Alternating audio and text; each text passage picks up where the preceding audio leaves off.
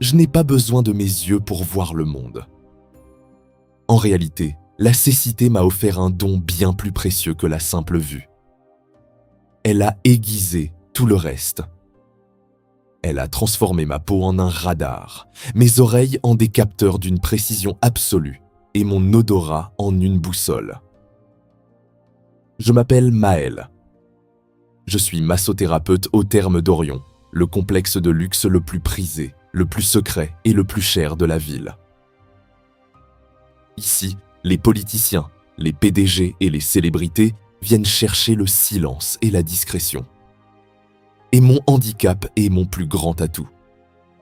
Mes clients aiment l'idée d'être touchés par un homme qui ne les jugera jamais sur leur apparence, qui ne reconnaîtra jamais leur visage dans un magazine et qui ne les regardera pas dans les yeux lorsqu'ils enlèveront leur peignoir. Je suis une tombe, un coffre-fort de chair et de sensations. Il était presque minuit. Mon service touchait à sa fin. L'atmosphère des thermes à cette heure-ci est toujours particulière. Les couloirs souterrains résonnent d'un écho sourd, le clapotis lointain des bassins thermaux se mélange à la musique d'ambiance. Une mélodie au violoncelle et au bol tibétain diffusée si faiblement qu'elle ressemble à un murmure. L'air y est lourd, saturé d'humidité, chargé de vapeurs d'eucalyptus, de fleurs de lotus et de thé blanc. C'est mon univers. Mon sanctuaire. Je me tenais dans la salle de repos du personnel, étirant mes poignets endoloris après une longue journée de pétrissage et de points de pression. C'est alors que la voix de la directrice a résonné dans les haut-parleurs internes d'un ton pressant. Maël, j'ai besoin de toi en urgence. Ton dernier client vient d'arriver. J'ai froncé les sourcils, la tête légèrement penchée vers le haut-parleur. Mon dernier client. J'avais terminé ma liste, madame. Un VIP, un habitué de la suite numéro 4, le grand banquier, Monsieur Morel. Il exige une séance de relaxation profonde d'1 heure. Tout de suite. J'ai soupiré doucement. Monsieur Morel. Un homme d'une 50aine d'années, au corps mou, toujours noué par le stress de la bourse, qui s'endormait généralement au bout de 10 minutes. Ce n'était pas le massage le plus passionnant, mais il laissait toujours des pourboires indécents. Très bien, ai-je répondu. J'y vais. Préparez la suite 4. J'ai attrapé ma ceinture de flacons d'huiles essentielles, j'ai lissé la toile de ma tunique de travail noire et je suis sorti dans le couloir des suites privées.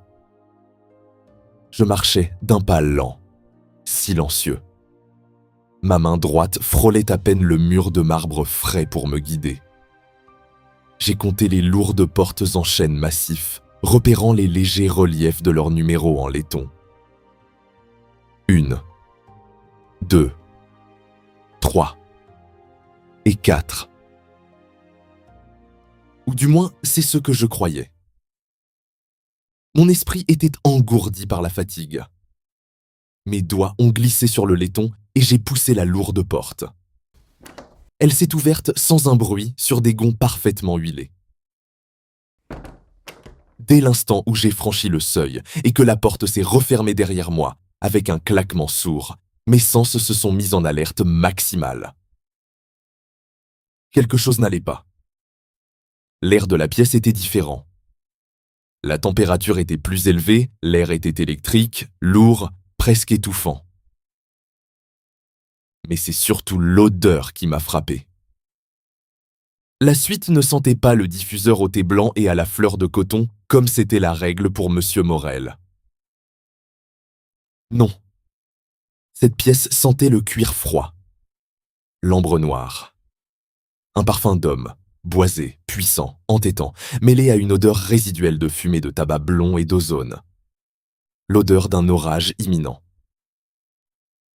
J'ai hésité une seconde, figé sur le seuil. « Bonsoir, Monsieur Morel », ai-je murmuré d'une voix douce, professionnelle. « Je suis Maël, votre thérapeute pour cette fin de soirée. »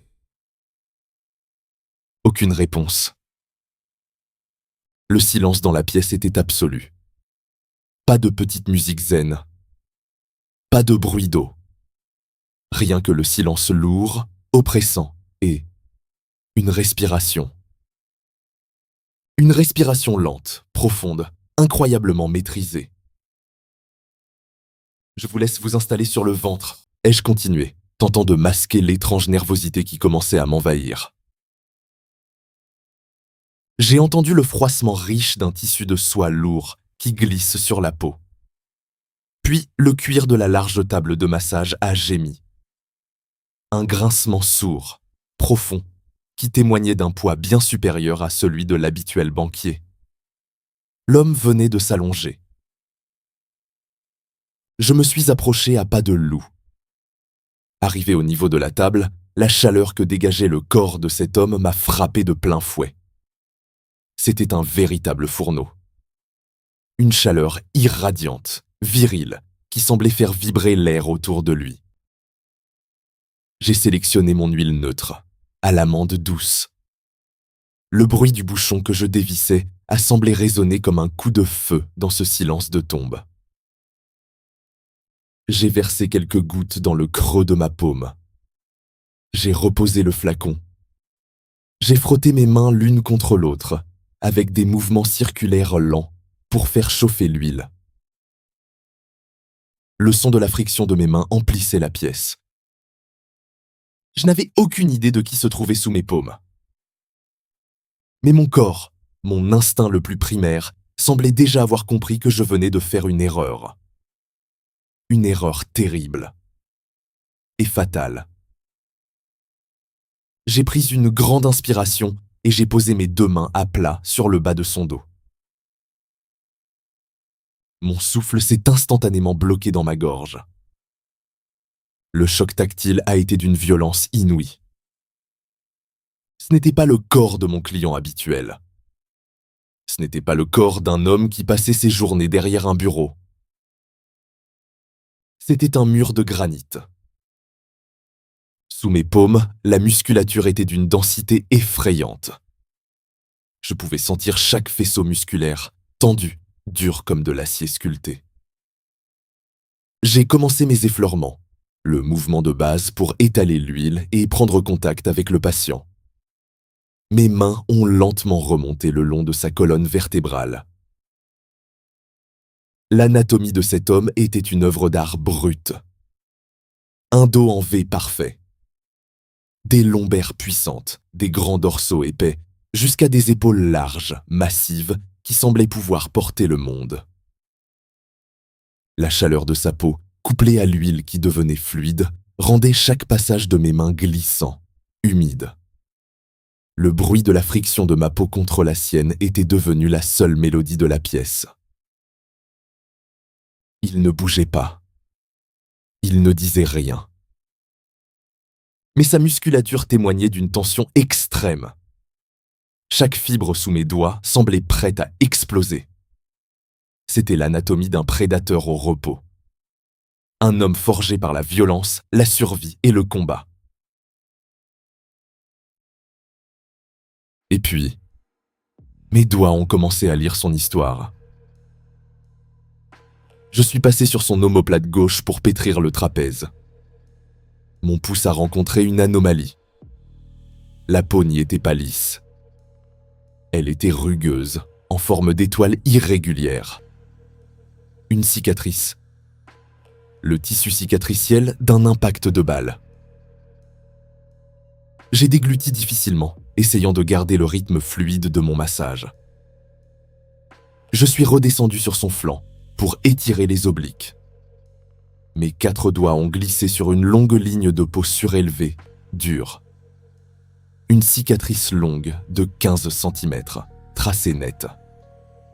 La morsure évidente d'une lame de couteau de chasse.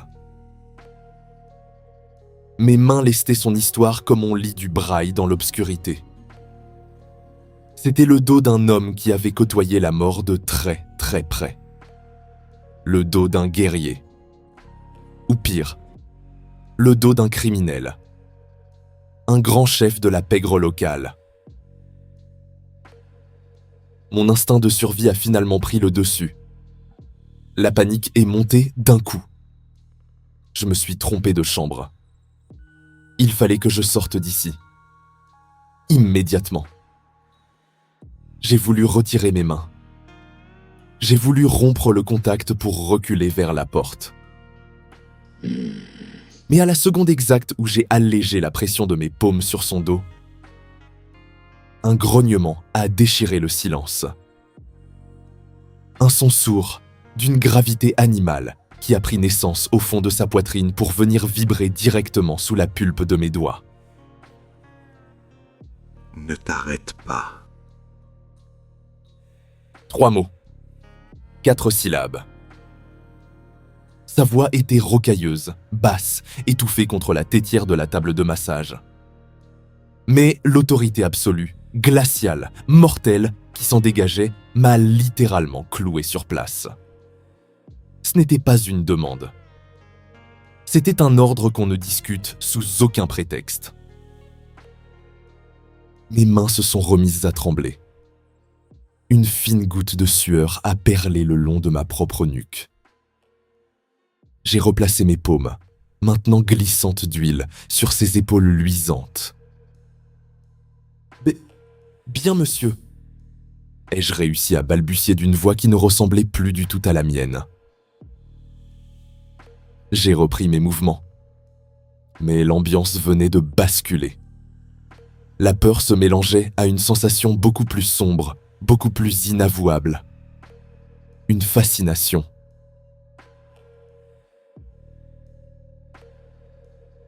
Pour détendre des muscles aussi denses, mes simples mains ne suffisaient plus.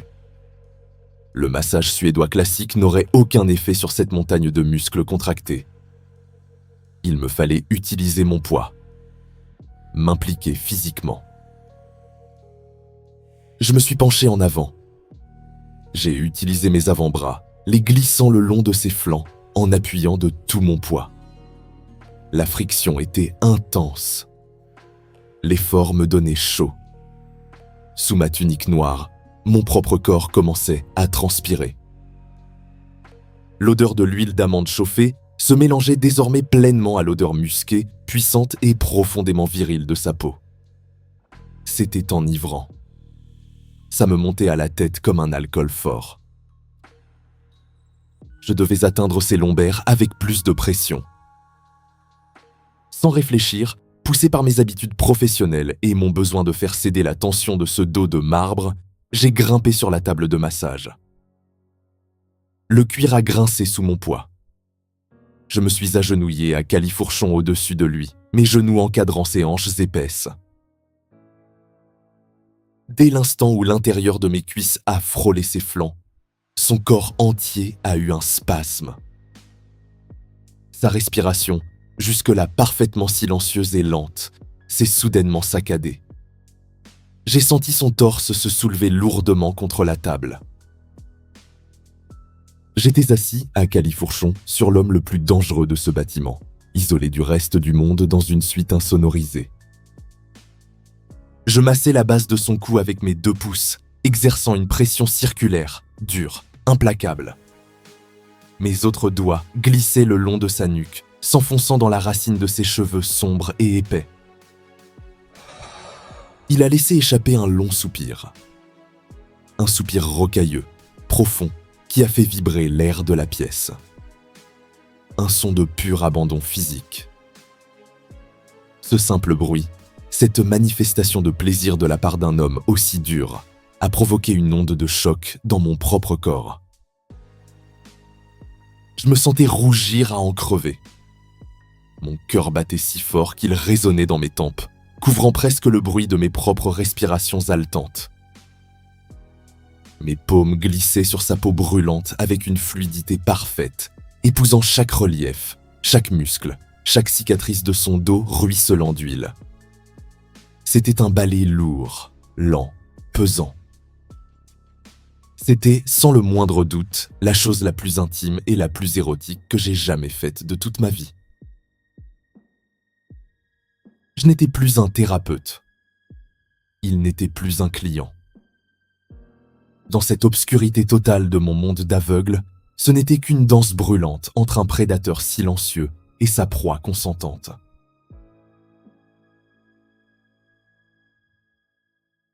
Soudain, la bulle a explosé. La lourde porte en chêne de la suite s'est ouverte à la volée, claquant brutalement contre le mur.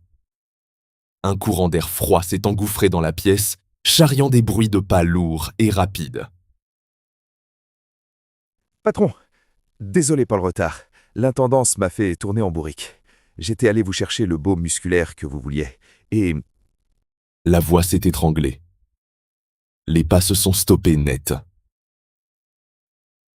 hé T'es qui, toi, Dordel? Qu'est-ce que tu fous sur lui? Mon sang s'est glacé dans mes veines.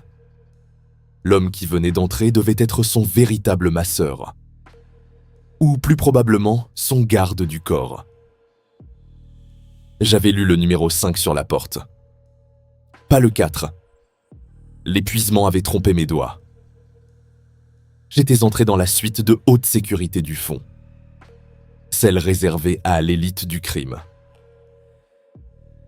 Je me suis figé, terrifié.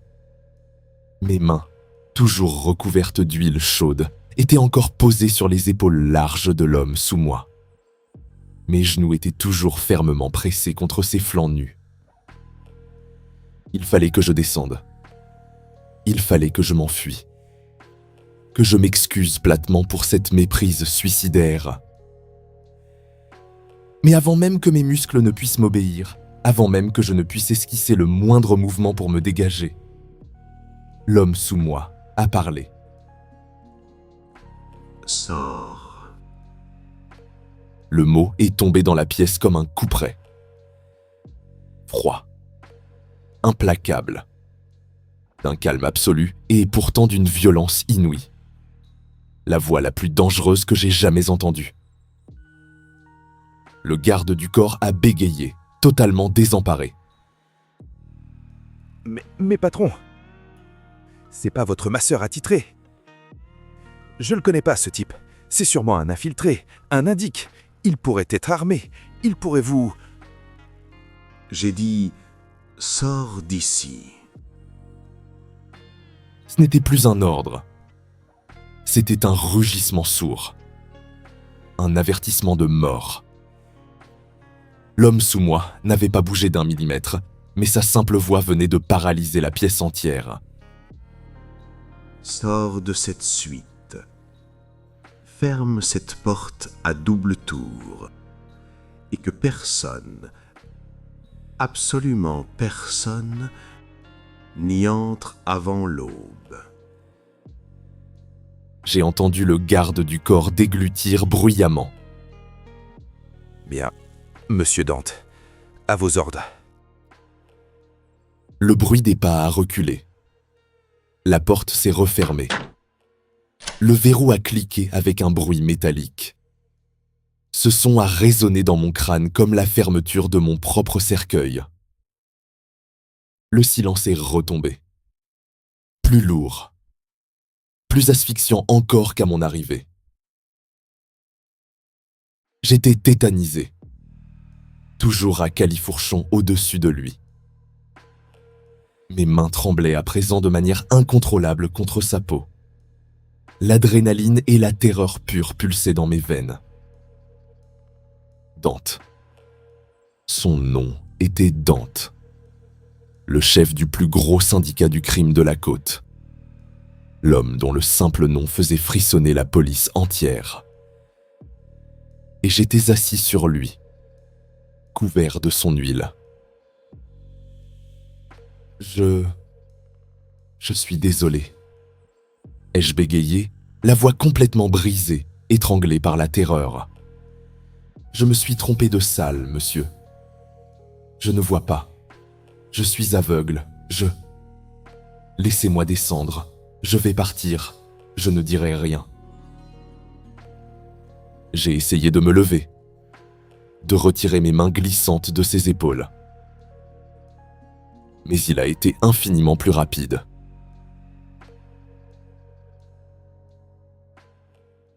D'un mouvement d'une rapidité foudroyante et d'une force titanesque, Dante a roulé sur lui-même pour se mettre sur le dos. Mes genoux ont perdu l'équilibre. J'ai poussé un petit cri étouffé en basculant en avant, atterrissant de tout mon poids sur son torse dur et nu. Mon visage s'est écrasé contre son épaule. L'huile de massage a maculé la toile fine de ma propre chemise de travail. Avant même que je puisse me redresser, ses deux mains, immenses, dures, calleuses, se sont refermées sur mes hanches. Ses doigts ont agrippé ma taille avec une poigne d'acier, m'empêchant de bouger d'un seul millimètre. Il m'a littéralement cloué à califourchon sur lui. Son torse ruisselant de sueur et d'huile se soulevait contre ma poitrine à un rythme effréné. Sa chaleur me brûlait à travers mes vêtements. Je pouvais sentir sa respiration lourde et chaude balayer mon visage. Il était si près. Si je baissais la tête d'un centimètre, mes lèvres toucheraient les siennes. Je fermais fort mes yeux sans vie, incapable de lutter, complètement, totalement à sa merci. L'une de ses grandes mains a quitté ma hanche. Elle est remontée lentement le long de ma colonne vertébrale. La paume de sa main brûlait mon dos à travers le tissu fin de ma tunique, laissant une traînée de chaleur possessive et lourde. Sa main a atteint ma nuque. Ses doigts puissants se sont enfoncés avec force dans mes cheveux, attrapant la base de mon crâne. Il a exercé une pression autoritaire, m'obligeant à baisser le visage vers le sien dans l'obscurité. Son souffle court s'est mêlé au mien. Tu ne vas nulle part, mon joli. Ce n'était plus la voix glaciale de tout à l'heure. C'était un murmure rauque, sombre, infiniment sensuel. Presque un grognement de satisfaction, chargé d'un désir lourd et prédateur. Tu as les mains les plus exquises qu'il m'ait été donné de sentir. Ton collègue de tout à l'heure vient d'être viré. Je n'arrivais plus à articuler le moindre mot. L'air me manquait. Mon bassin était fermement pressé contre le sien à cause de la position. Et, malgré moi, je pouvais sentir l'évidence absolue de son propre trouble, de sa propre excitation face à cette situation, face à cette vulnérabilité totale que je lui offrais. L'air entre nos bouches est devenu électrique. L'odeur du danger et du désir s'entremêlaient pour former un vertige total. À partir de ce soir, tu es à moi. Tu m'appartiens. Son pouce, rugueux, a commencé à caresser la ligne de ma mâchoire avec une lenteur calculée. Tu me masseras. Moi et uniquement moi. Tu es mon thérapeute personnel désormais. Est-ce que c'est clair? J'aurais dû avoir peur. J'aurais dû crier.